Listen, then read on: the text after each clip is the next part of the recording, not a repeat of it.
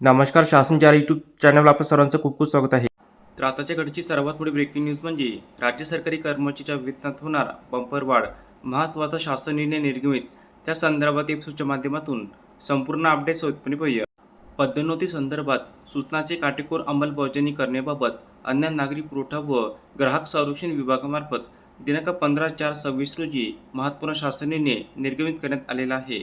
सदर शासन परिपत्रकानुसार नमूद करण्यात आले आहे की यंत्रणेच्या अधीनस्थ कार्यालयातील अधिकारी आणि कर्मचारी यांना सामान्य प्रशासन विभागाचे दिनांक 12/9/16 व दिनांक 1/8/2019 रोजीच्या शासन निर्णयामध्ये नमूद सूचनांचे अवलोकन करण्याचे निर्देश देण्यात आले आहे. तसेच शासकीय अधिकारी आणि कर्मचारी यांनी पदोन्नती नाकारल्यास अंमलबजावणीची कार्यपद्धतीमध्ये पदोन्नतीचा पदाचा कारभार स्वीकारण्यापूर्वी पदोन्नती नाकारल्यास दिनांक 12/9/16 रोजीच्या शासन निर्णयामध्ये नमूद कार्यपद्धतीनुसार नियमित निवड सूची आणि तथर निवड सूचीमधून नाव वगळण्याबाबत आवश्यक कार्यवाही करण्याचे निर्देश देण्यात आलेले आहे.